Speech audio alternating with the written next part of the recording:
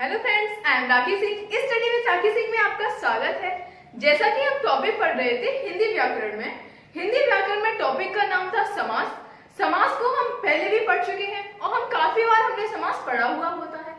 पिछले वीडियो में हमने समझा हुआ था समास की परिभाषा, समास के भेद और समास की प्रधानता के आधार पर उसके भेदों के बारे में। आज हम पढ़ने वाले हैं अव्ययीभाव समास के बारे में, या फिर हम सभी समासों को डिटेल से पढ़ेंगे। कोई भी समास होगा उसके हम सभी उदाहरणों को पढ़ेंगे, उसके बाद हम सभी उदाहरणों को एक साथ पढ़ेंगे और फिर हम पहचानेंगे कि इसमें कौन सा समास होता है। जैसे कि हमारा पहला समास है अव्ययीभाव समास। अव्यय यानी कि अव्यय का मतलब क्या होता है? अव्यय शब्द वे शब्द होते हैं जिनमें किसी भी लिंग वचन कर्ता के अनुसार कोई भी कारक परिवर्तित नहीं होता है। अव्यय यानी कि हम उसे अविकारी भी कह सकते हैं, यानी कि जिनमें कोई भी विकार या परिवर्तन ना हो उन्हें हम अव्यय कहते हैं। उसी के अंतर्गत ये हमारा समास आता है, अव्ययीभाव समास। अव्ययीभाव समास की पहचान क्या होती है और इसमें कौन सा पद प्रधान होता है? जैसे कि हमने पिछले वीडियो में ही बताया हुआ था, सभी पदों की प्रधानता बताई हुई थी। शायद आपने वीडियो देखा हो तो आपको मालूम होगा अव्ययीभाव समास में कौन सा पद प्रधान होता है, बताइए। अव्ययीभाव समास में जैसा कि हमने पढ़ा हुआ था और उदाहरण के माध्यम से भी हम समझेंगे। पहले तो इसमें प्रधानता के आधार पर हम कोई भी उदाहरण ले सकते हैं, जैसे कि निर्भय। निर्भय हमने यानी कि एक उदाहरण यहीं से उठा लिया। यदि आप निर्भय शब्द पढ़ते हो या फिर सुनते हो तो आपके माइंड में सबसे पहले क्या आता है? निर्भय शब्द में आपके माइंड में यानी कि निर और भय दो शब्द आ रहे हैं पहले तो। यानी कि यदि हम निर्भय शब्द पूरा पढ़ेंगे तो उसके हमारे माइंड में क्या आता है? बिना भय के, यानी कि कोई भी भय नहीं है। यानी कि हमारी प्रधानता क्या है? बिना की प्रधानता अधिक है, भय की प्रधानता कम है, इसलिए यहाँ हमारा प्रथम पद की प्रधानता होती है। अब हम देखते हैं इसकी परिभाषा या फिर हम कहते हैं इसकी पहचान क्या होती है। अव्ययीभाव समास यानी कि वे समास जिनमें उपसर्ग जाति का अव्यय होता है। उपसर्ग जाति का अव्यय होता है, या फिर हम इसकी सिंपल लैंग्वेज में परिभाषा पढ़ते हैं। इसकी पहचान ये होती है कि इसमें या तो पहले उपसर्ग लगा होगा, और उपसर्ग क्या होता है? जो शब्दों के प्रारंभ में जुड़ते हैं उन्हें हम उपसर्ग कहते हैं, जो शब्दों के बाद में जुड़ते हैं उन्हें हम प्रत्यय कहते हैं। यानी कि इनमें शब्दों में उपसर्ग लगा होता है। जिन शब्दों में उपसर्ग लगा होता है उन्हें हम अव्ययीभाव समास के अंतर्गत रखते हैं। या फिर हमारी दूसरी पहचान होती है कि इसमें लगातार वाले शब्द आते हैं।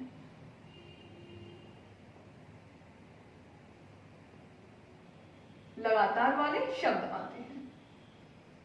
अब हम इन्हें उदाहरण के माध्यम से समझेंगे कि किस तरीके से उपसर्ग लगे होते हैं, किस तरीके से लगातार वाले शब्द आते हैं। जैसे कि हमारा पहला उदाहरण है, पहला उदाहरण है हमारा आजीवन।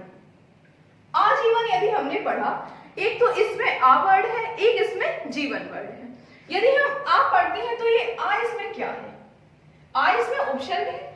आ, औ, प्रति ये सभी उपसर्ग होते हैं हमारे, यानी कि इस शब्द में हमारा उपसर्ग लगा हुआ है, इसलिए इसे हम अव्ययीभाव समास कहते हैं।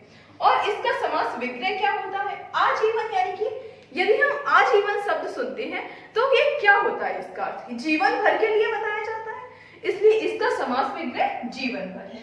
अब आता है हाथों हाथ। कोई भी काम आपका हाथों हाथ हो जाता है, यानी कि हाथ ही हाथ में, यानी कि ये हमारा लगातार वाला शब्द है कि एक हाथ में कोई काम गया, दूसरे हाथ में कोई काम गया। यानी कि यदि इसमें उपसर्ग नहीं है तो इसमें लगातार वाला शब्द है। लगातार वाले शब्द आ रहे हैं, इसलिए ये हमारा अव्ययीभाव समास हो गया।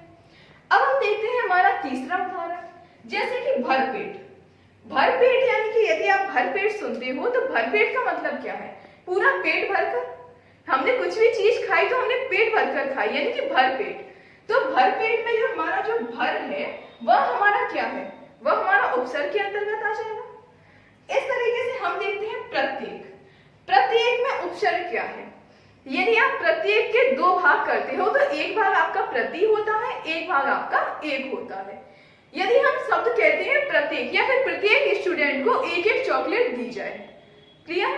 प्रत्येक स्टूडेंट को यानी कि हर स्टूडेंट को एक एक चॉकलेट दी जा रही है, यानी कि एक और एक, यानी कि ये हमारा लगातार वाला शब्द भी है और इसमें उपसर्ग भी लगा हुआ है। इसे हम दोनों तरीके से समझ सकते हैं। इसलिए यहाँ यदि प्रति उपसर्ग है तो यहाँ अव्ययीभाव समास है। अब हम देखते हैं इसका अगला उदाहरण, यथाशक्ति। यथाशक्ति हुआ, यथासंभव हुआ। यथा जो भी शब्द लगा रहता है वो हमारा अव्ययभाव समास के अंतर्गत आता है। और यथाशक्ति तो काफी इंपॉर्टेंट है, आपने कई बार पढ़ा होगा। और यथाशक्ति ऐसा उदाहरण है जो कई बार पेपर में पूछा जाता है। यथाशक्ति का आपका समास विग्रह भी पूछा जाता है कि यथाशक्ति में कौन सा समास है। यथा यानी कि जिस किसी चीज के अनुसार हो, यानी कि यथाशक्ति तो शक्ति के अनुसार। यथा समय यानी कि समय के अनुसार या समय के अनुकूल। इस तरीके से यथा यहाँ अव्यय के रूप में काम करता है, इसलिए यहाँ अव्ययभाव समास है। अब कुछ उदाहरण आप भी देखिए, जैसे हमने बताया हाथों हाथ। हाथों हाथ का मतलब कोई भी काम लगातार हाथों ही हाथों में पूरा हो गया। इसी तरीके से हमने उदाहरण दिया रातों रात। रातों रात यानी कि कोई भी काम हमारा रात ही रात में पूरा हो गया। या फिर इसमें रातों रात यानी लगातार वाला शब्द आ रहा है, लगातार का अर्थ आ रहा है, तो यहाँ कौन सा समास है आपका? यहाँ आपका अव्ययभाव समास है। इस तरीके से हमने और भी उदाहरण देखे। अब देखते हैं अवसरानुसार। अवसरानुसार यानी कि अवसर के अनुसार, हम कोई भी काम अवसर के अनुसार कर रहे हैं। अब अक्षरानुसार यानी कि अवसर के अनुसार, इसलिए यहाँ अव्ययभाव समास है। अब हम इसके और उदाहरण देखते हैं। कुछ उदाहरण आप खुद से समझ के देखिए, जैसे कि अनजाने। अनजाने को आप दो भागों में विभक्त करो, क्योंकि इसमें दो पद होते हैं, एक पूर्व पद, एक उत्तर पद। जैसा कि बताया गया था, पहले पद को पूर्व पद कहते हैं, अंतिम पद या दूसरे पद को उत्तर पद कहते हैं। अन और जाने। अन यानी कि बिना, जाने यानी कि किसी को जाने हुए, यानी कि बिना किसी को जाने हुए। इसका अर्थ हम बाद में समझते हैं। सबसे ज्यादा पूछा जाता है इसमें समास कौन सा है। अब अन इसमें क्या है बताइए? अन यानी कि अन कोई आपका अव्यय तो नहीं है, अन आपका उपसर्ग जरूर है, क्योंकि किसी व्यक्ति को जाने हुए यानी कि जाने, अनजाने यानी किसी व्यक्ति को न जाने हुए, इसलिए यहाँ अव्यय उपसर्ग है, इसलिए यह हमारा अव्ययभाव समास है। अब हम देखते हैं निर्भय। निर्भय यानी कि निर और भय, बिना भय के। निर हमारा क्या है? निर हमारा उपसर्ग ही है, क्योंकि हमने सभी उपसर्ग पढ़े हुए होते हैं। निर हमारा उपसर्ग है, इसलिए यह अव्ययभाव समास है। और लगातार आपके सभी शब्द इसी तरीके से आते हैं, या तो उसमें लगातार वाला शब्द होता है या फिर उसमें उपसर्ग होता है। अब है हमारा बेरहम। बेरहम का मतलब क्या होता है? किसी को बेरहम मारा गया। बेरहम मारा गया यानी कि उस पर बिल्कुल भी रहम नहीं की, यानी कि बे का मतलब होता है बिना रहम के। बिना यानी कि बे हमारा है उपसर्ग, रहम यानी कि हमने किसी पर रहम ही नहीं की। रहम हमारा है दूसरा पद यानी कि द्वितीय पद। इस तरीके से यहाँ अव्ययभाव समास है। अब हम देखते हैं प्रतिक्षण। जैसे कि हमने आपको बताया था, प्रत्येक या प्रत्येक हो या प्रतिक्षण हो। प्रत्येक हो प्रतिक्षण में प्रति उपसर्ग है, इसलिए अव्ययभाव समास हो गया। अब ये बताइए आप, प्रत्येक में संधि कौन सी है? क्योंकि आपने तो संधि भी पढ़ी होगी कई बार। प्रत्येक यानी कि इसमें हमारी यण संधि है, क्योंकि हम कोई भी शब्द पढ़ते हैं उसमें संधि क्या है, समास क्या है, हम सभी चीजें पढ़ते जाएंगे साथ में। प्रतिक्षण हो चुका। अब हमारा है नीरव। नीरव क्षेत्र, जैसे कि आपने सुना होगा, ऐसा क्षेत्र जिसमें कोई भी ध्वनि नहीं आ रही है, नीरव क्षेत्र है। इसीलिए अब नीरव दिया गया है, यानी कि बिना ध्वनि के, बिना रव के। रव का मतलब होता है ध्वनि। नी यानी कि उपसर्ग है, इसलिए अव्ययभाव समास के अंतर्गत आया है। अकारण। अ क्या है आपका? अकारण में अ और कारण दो शब्द हैं। अ आपका उपसर्ग है और दूसरा शब्द आपका कारण है। इस तरीके से अव्ययभाव समास हुआ यहाँ। अब यथासमय। जब हमने यथाशक्ति बता दिया तो आप यथासमय बता सकते हैं। समय के अनुसार, किसी भी चीज के अनुसार, यानी शक्ति के अनुसार यथाशक्ति, समय के अनुसार यथासमय। इस तरीके से हमने समझे अव्ययभाव समास और अव्ययभाव समास के कुछ उदाहरण। परंतु अव्ययभाव समास में लगभग सभी उपसर्ग आ जाते हैं, परंतु कुछ उपसर्ग ऐसे हैं जिन्हें हम यदि जो शब्द में आते हैं तो उन्हें हम अव्ययभाव समास के अंतर्गत नहीं रखते हैं। अब वो शब्द कौन से हैं, वो भी शब्द आप नोट डाउन करते जाइए।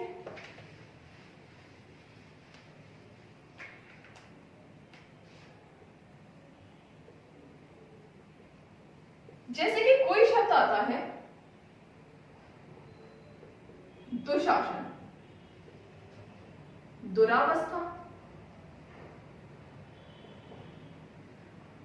सीधा सीधा बताते हैं, यदि दुस, दुर ये सभी शब्द आते हैं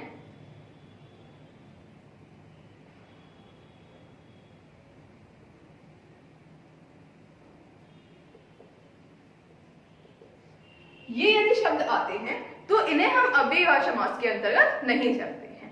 क्लियर है? इसे आप नोट बना के लिख लीजिए। जिन शब्दों में को, सो, दुर और दु शुभ शब्द आते हैं, जिन शब्दों में को, सो, दुर और दुस उपसर्ग आते हैं, इन्हें हम अव्ययभाव समास के अंतर्गत नहीं रखते हैं। इस तरीके से हमने समझे अव्ययभाव समास के बारे में, साथ ही हमने समझा अव्ययभाव समास के उदाहरण। अब हम पढ़ते हैं तत्पुरुष समास क्या होता है और साथ ही हम उसके उदाहरणों के बारे में समझते हैं। तत्पुरुष समास हम देखते हैं तत्पुरुष समास के बारे में। पहले हम तत्पुरुष समास की पहचान पढ़ेंगे, उसके बाद हम इसके उदाहरण समझेंगे। तत्पुरुष समास क्या होता है? तत्पुरुष समास की कुछ पहचान होती है, जैसे कि इसमें द्वितीय पद की प्रधानता होती है। द्वितीय पद की प्रधानता यानी कि द्वितीय पद इसमें प्रमुख होता है और प्रथम पद की प्रधानता नहीं होती है। अब हम देखते हैं इसकी पहचान। इसके उदाहरण परिभाषा आप लिखते जाइए।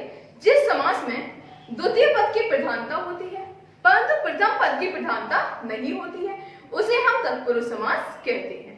अब इसकी कुछ पहचान होती है। इस समास के अंतर्गत विभक्ति चिन्हों का प्रयोग होता है।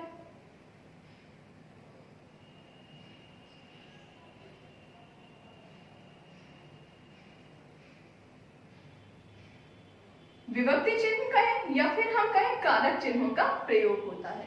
जब उसका हम समास विग्रह करते हैं तो वो विभक्ति चिन्ह या कारक चिन्ह आ जाते हैं। जब उसका हम समास करते हैं तो समास के अंतर्गत उनका लोप हो जाता है। अब हम देखते हैं तत्पुरुष समास। जैसे कि तत्पुरुष समास को हम कई प्रकार से पेपरों में पढ़े हुए होंगे कि तत्पुरुष समास पेपरों में हमारे 2 से 3 तरीके से पूछा जाता है। एक तो आपका पूछा जाता है समास विग्रह, एक पूछा जाता है इसमें कौन सा समास है। यदि आपसे पूछा जाए कौन सा समास है, ऑप्शन में हो तत्पुरुष समास, अव्ययभाव समास, तो आप इजीली पहचान सकते हैं। कई बार आपसे क्वेश्चन पूछा जाता है इसमें कौन सा तत्पुरुष समास है, कर्म तत्पुरुष है, करण तत्पुरुष है। इस तरीके से इसमें सभी विभक्ति चिन्हों के बारे में भी पूछा जाता है। तत्पुरुष समास के अंतर्गत हमारे कर्म कारक से लेकर अधिकरण कारक तक की विभक्तियां आती हैं। अब हम देखते हैं इसके उदाहरण के बारे में। जैसा कि पहला उदाहरण है रथ चालक। रथ चालक यानी कि किसी भी चीज का चालक क्या होता है, यानी कि यहाँ उदाहरण दिया है रथ चालक, तो इसके बारे में बताया गया है कि रथ को चलाने वाला। रथ को चलाने वाला इसका समास विग्रह हुआ और इसमें कौन सा कारक चिन्ह प्रयोग हुआ? को कारक चिन्ह प्रयोग हुआ। यदि इसमें पूछा जाता है कौन सा समास है, ऑप्शन में अकेला तत्पुरुष समास दिया गया है तो हम तत्पुरुष समास लगाते हैं। यदि पूछा जाता है कि इसमें कौन सा तत्पुरुष समास है, यदि कौन सा तत्पुरुष समास है, फिर आ जाते हैं हमारे ये विभक्ति चिन्ह। अब यदि पूछा गया है को तत्पुरुष इसमें दिया गया है, अब को हमारा किसके अंतर्गत आता है? को हमारा आता है कर्म तत्पुरुष के अंतर्गत। यानी कि हमने सभी की पहचान लिख दी है कि कर्म तत्पुरुष की पहचान को होती है और करण तत्पुरुष की पहचान से या के द्वारा होती है। इन सभी को आप नोट डाउन कर लीजिए साथ में। अब हम देखते हैं दूसरा उदाहरण तुलसीकृत, यानी कि तुलसी के द्वारा रचित। तुलसी के द्वारा रचित रचना को तुलसीकृत रचना कहते हैं। अब इसमें हमारा कारक चिन्ह कौन सा आया है? कारक चिन्ह आया है हमारा के द्वारा, यानी कि तुलसी द्वारा रचित। से या के द्वारा हमारा कौन सा कारक चिन्ह है? से या के द्वारा, ये हमारा करण तत्पुरुष समास है। इस तरीके से ये हमारा तत्पुरुष समास तो है और तत्पुरुष के साथ ही हमारा करण तत्पुरुष समास है। हम देखते हैं अब तीसरा उदाहरण, जैसे कि कर्मवीर। कर्मवीर यानी कि वो कोई भी व्यक्ति अपने कर्म से वीर है। कर्म से वीर, से या के द्वारा। से या के द्वारा हमारे करण तत्पुरुष के अंतर्गत आ जाएगा या फिर इसे हम तत्पुरुष समास के अंतर्गत रखेंगे। गौशाला। गौशाला हम किसे कहते हैं? जहां गाय रहती है, यानी कि गाय के लिए जो शाला है उसे हम गौशाला कहते हैं। गाय के लिए हमारा संप्रदान कारक के अंतर्गत आता है और ये सभी आपको याद करने होते हैं। संप्रदान कारक आता है तो उसका विभक्ति चिन्ह के लिए होता है। इसी तरीके से रोग मुक्त। रोग मुक्त यानी कि रोग से मुक्त, रोग से कोई भी व्यक्ति अलग हो रहा है। रोग से कोई व्यक्ति अलग हो रहा है तो अलग होने के लिए हमारा कौन सा कारक चिन्ह प्रयोग होता है? अपादान कारक। जैसे कि उदाहरण है पेड़ से पत्ते गिरते हैं। यदि इसमें कारक चिन्ह पूछा जाए पेड़ से पत्ते गिरते हैं, से यानी कि परिवहन से अलग हो रहे हैं, अलग हो रहे हैं तो हमारा अपादान कारक के अंतर्गत आ जाएगा। उदाहरण है आपका बिल्ली छत से कूदी।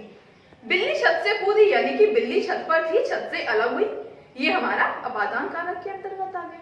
इसी तरीके से जो भी चीजें हमारी किसी चीज से अलग होती हैं उसे हम अपादान कारक के अंतर्गत रखते हैं। अब हमारा उदाहरण है राजपुत्र यानी कि राजा का पुत्र। राजा का पुत्र है, राजा से संबंधित है, राजा से संबंधित है तो ये हमारा संबंध कारक के अंतर्गत आएगा। यानी कि इसमें उदाहरण है हमारा संबंध तत्पुरुष का। संबंध तत्पुरुष की पहचान आपकी का, की, के होती है। क्लियर है? अब उदाहरण है आपका आप बीती। आप बीती क्या होती है? हर व्यक्ति अपनी आप बीती सुनाता है, दूसरे की आप बीती नहीं सुना सकता है। आप का मतलब होता है यहाँ निजता सूचक शब्द है, कोई भी व्यक्ति अपने बारे में बता रहा है। आप बीती यानी कि आप पर बीती, स्वयं पर बीती, पर हमारा किसके अंतर्गत आएगा? ये हमारा आएगा अधिकरण तत्पुरुष के अंतर्गत। यानी कि यहाँ ये समझ आ रहा है कि ये सभी तत्पुरुष समास तो है हमारे, पर यदि ज्यादा डिटेल से पूछा जाए कौन सा तत्पुरुष समास है तो हम इसे विभक्ति चिन्ह के माध्यम से बता सकते हैं। अब हम देखते हैं रक्तारक्त। रक्तारक्त का मतलब क्या होता है? रक्त से आरक्त या फिर हम कहें रक्त से सना हुआ। रक्त से सना हुआ ये हमारा कौन सा समास हो जाएगा? रक्त से आरक्त यानी कि रक्त से सना हुआ या फिर रक्त के द्वारा सना हुआ। ये अब से तुम्हारा विभक्ति चिन्ह एक इसमें है, एक इसमें है, परंतु ये जो हमारा आप अपादान तत्पुरुष के अंतर्गत आता है, एक आता है करण तत्पुरुष के अंतर्गत। हमने बताया था कि करण तत्पुरुष में एक दूसरे से चीजें जुड़ी हुई रहती हैं, परंतु अपादान तत्पुरुष में आपकी चीजें अलग होती हैं। अब से हमारे दोनों में है, यानी कि रक्त से सना हुआ है, वो भी उससे अलग तो नहीं हुआ है, इसलिए हमारा करण तत्पुरुष समास है। अगला देखते हैं अमृत धारा।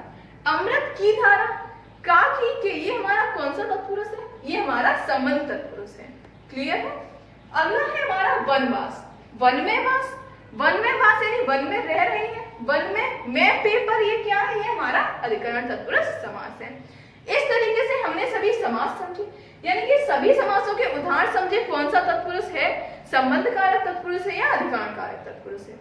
इन सभी को आप साथ में नोट डाउन करते जाइए और साथ ही में यदि वीडियो समझ में आ रहा है तो वीडियो को लाइक भी करते जाइए। क्लियर है?